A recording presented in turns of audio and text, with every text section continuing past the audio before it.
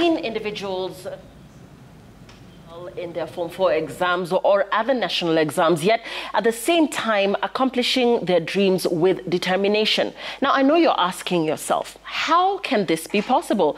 I did not perform as well as I expected in my exams. Now, this is what you can do, and to guide us through this in studio is Benjamin Kamoye. He's a peak performance coach. Many thanks for joining us. Thank you for having me. Benjamin, a lot of mixed feelings going on right now, particularly just coming against the backdrop of the recently released KCSE examination results.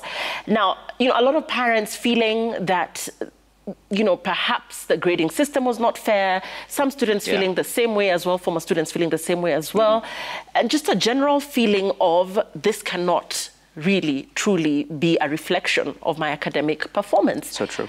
But looking inwardly, because it is important that we talk about what is actually going on inwardly. What exactly is going on? What do you read in all of this, even as people are in denial that indeed there could have been something that went wrong with the grading of these exams? Definitely. I think the leader's first responsibility, or any human's first responsibility, is to define reality. Where am I? What am I feeling? Why am I feeling this way? And some of those emotions that we have are valid, because we have expectations. Parents have expectations. Even the students had expectations that they were going to perform in, a certain way. But the situation is as it is. And even as we look at things the way they are, one of the things that I think we would want to do is, as we allow that moment for the emotions to be expressed, we need to then look at reality. And the first thing to do is to notice that this is a defining moment. Moments do happen, events do happen, and they define people. Now, if you look at the people who actually make it to the show of success and greatness, it's the people who, when events are happening, define the events. And so that calls for a mindset that looks at the results and actually says, wait a minute, the result does not define me. But just going back to the results, Benjamin, right. There's also the reality check of the fact that perhaps you didn't put in as much time. Perhaps you didn't put in as much effort. Yes. And therefore, even as you now look at this result, acceptance and now looking at what next and how to perhaps move on. And I think the whole idea of this is it. And I know there are contentions that are going on. There's been a lot of outcry by parents saying, no, there's something wrong with the grade. With all that, after the dust settles, I've got to be able to go and look at myself in the mirror and say, okay, what does this mean for me? Because in our culture and country right now, the weight that we place on this one grade is so much that it's almost like it defines one's life. That because you got this grade, then this is what your life is going to be. And a defining point is actually to look at it and say, wait, what does this mean for me? Does it mean that I'm a failure? No. Does it mean that I'm not good enough? No. And that's part of the what next. I've got to be able to look at myself in the mirror and really say, you know what? This does not make me me. I am not my result. I am not an A, a B, a C, a D, or an E. That's not me. But rather, I am more than this. And when we go back to what education is, education has a root in the Latin word educo, which actually means to draw out. The entire process of education is about drawing out possibilities, abilities, potential, capacity, interests, passions. And when you look at the 4 years, this is just one event that happened over 2 days. There was a process, and then there's a grade. This cannot be the entire summation of your life.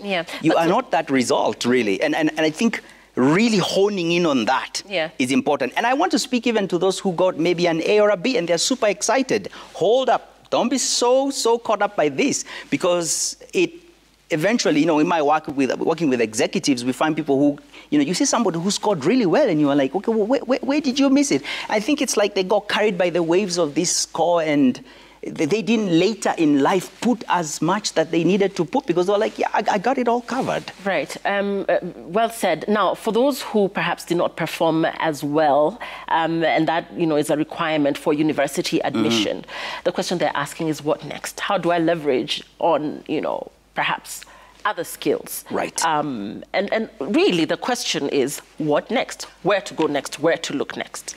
I would encourage everyone, even those who scored very well, to begin immediately by taking a good inventory of their skill sets, of their abilities, of their interests and passions. Because the next step in this journey is really to ask, what are my interests? What really grabs my attention? Because you're building on the foundation of that you have to really decide what your next step is going to be. For those who performed well, I know there are some maybe who may not even have the school fees to go to take that next step. So it's also a blow in some way. They're like, yeah, so I got the score, but I don't see any other way. I mean, and we talk about, you know, I know a friend. In my own life journey, I did not have that next step when I had completed my Form 4. And so though my grades were good, I was like, okay, I don't see how this is going to work. And so we've got to really come back to where we are and say, okay, so what is my next step and what do I have immediately around me? Allow your interests to inspire your opportunities, and you will see so many opportunities around you. People are just beyond the examination process and that grade, whatever it is.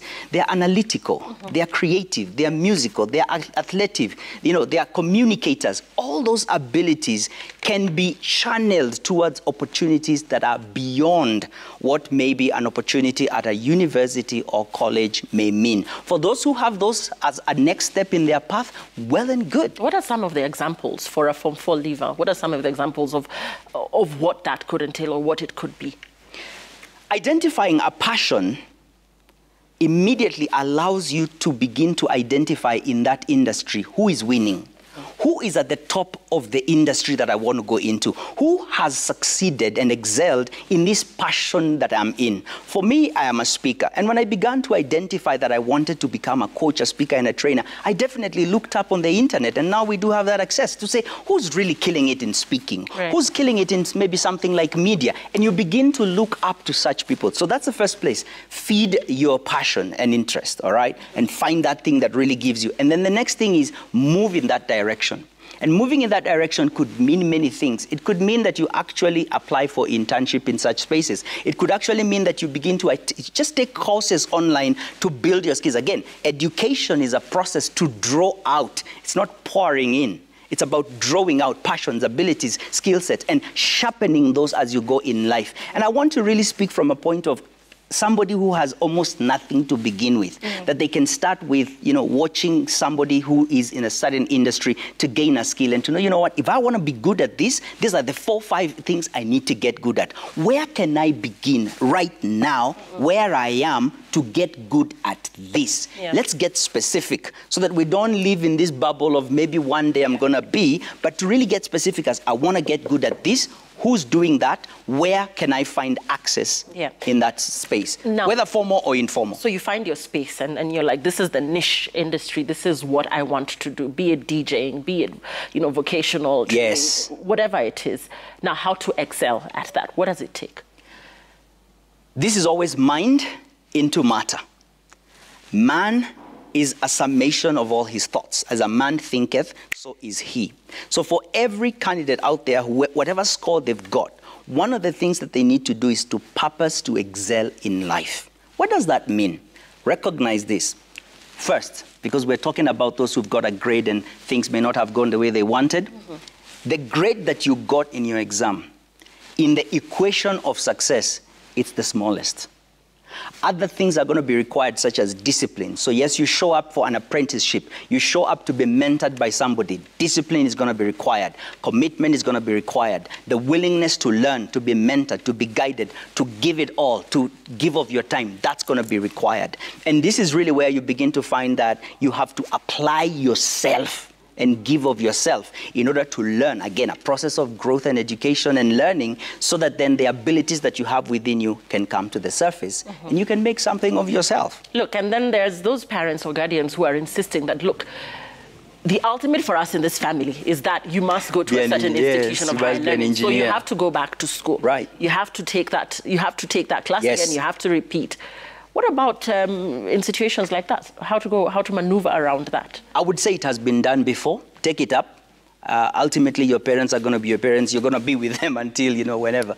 And I think it is important that if that is what you're facing in front of you, then that is your cup. Drink it, go for it. Find ways in which you can deploy yourself in ways that come to you as opportunities. Find mentors, connect with me online, wherever, and really begin to say, okay, how do I move to that next step? And I shared in my own journey, My parents were not there at my door saying, you have to be this. But I required to get to this space that I'm in as a coach, as a speaker, as a trainer. I needed to pour a lot into myself and to really discover much and to grow. And so I had to start a business that would then allow me to pay for my education. So during the day, I was doing a business, and in the evening, I was paying for my education. And so if parents get to that point where, like, this is it, we don't have the money, but you must become an engineer, I believe that there are pathways, and there are many people who've walked that path. The key thing is you've got a purpose that this is what I'm going to do. Deploy yourself and do it.